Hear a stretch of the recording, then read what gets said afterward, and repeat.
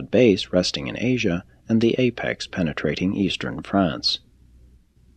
For almost 20,000 years, the Andinites had been pushed farther and farther to the north of Central Asia by the Andites. By 3000 BC, increasing aridity was driving these Andinites back into Turkestan. This Andinite push southward continued for over 1,000 years and, splitting around the Caspian and Black Seas, penetrated Europe by way of both the Balkans and the Ukraine. This invasion included the remaining groups of Adamson's descendants and, during the latter half of the invasion period, carried with it considerable numbers of the Iranian Andites, as well as many of the descendants of the Sethite priests. By 2500 BC, the westward thrust of the Andinites reached Europe, and this overrunning of all Mesopotamia, Asia Minor, and the Danube basin by the barbarians of the hills of Turkestan constituted the most serious and lasting of all cultural setbacks up to that time. These invaders definitely Andinized the character of the Central European races, which have ever since remained characteristically alpine. 3. The Southern White Race. This brunette Mediterranean race consisted of a blend of the Andite and the Blue Man, with a smaller Andinite strain than in the north. This group also absorbed a considerable amount of secondary Sangic blood through the Saharans. In later times, this southern division of the white race was infused by strong Andite elements from the eastern Mediterranean. The Mediterranean coastlands did not, however, become permeated by the Andites until the times of the great nomadic invasions of 2500 BC. Land traffic and trade were nearly suspended during these centuries when the nomads invaded the eastern Mediterranean districts. This interference with land travel brought about the great expansion of sea traffic and trade.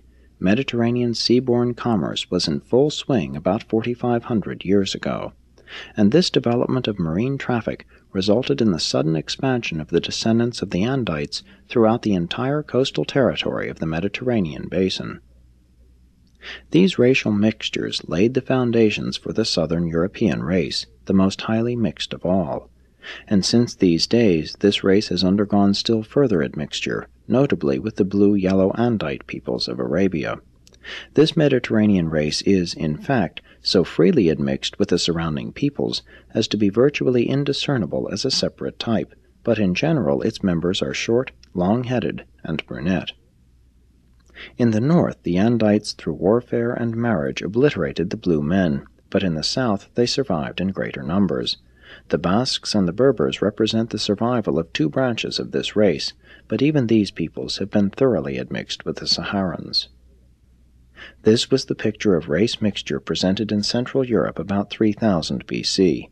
In spite of the partial Adamic default, the higher types did blend. These were the times of the New Stone Age overlapping the oncoming Bronze Age. In Scandinavia, it was the Bronze Age associated with mother worship. In southern France and Spain, it was the New Stone Age associated with sun worship. This was the time of the building of the circular and roofless sun temples. The European white races were energetic builders, delighting to set up great stones as tokens to the sun, much as did their later-day descendants at Stonehenge. The vogue of sun worship indicates that this was a great period of agriculture in southern Europe. The superstitions of this comparatively recent sun-worshipping era even now persist in the folkways of Brittany. Although Christianized for over 1,500 years, these Bretons still retain charms of the New Stone Age for warding off the evil eye. They still keep thunderstones in the chimney as protection against lightning.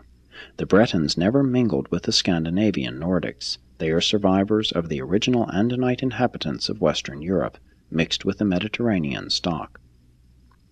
But it is a fallacy to presume to classify the white peoples as Nordic, Alpine, and Mediterranean. There has been altogether too much blending to permit such a grouping. At one time there was a fairly well-defined division of the white race into such classes, but widespread intermingling has since occurred, and it is no longer possible to identify these distinctions with any clarity.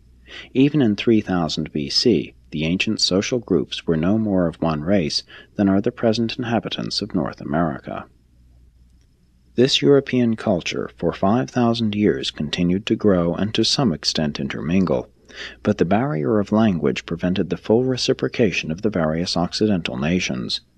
During the past century, this culture has been experiencing its best opportunity for blending in the cosmopolitan population of North America, and the future of that continent will be determined by the quality of the racial factors which are permitted to enter into its present and future populations, as well as by the level of the social culture which is maintained. Presented by an Archangel of Nebadon.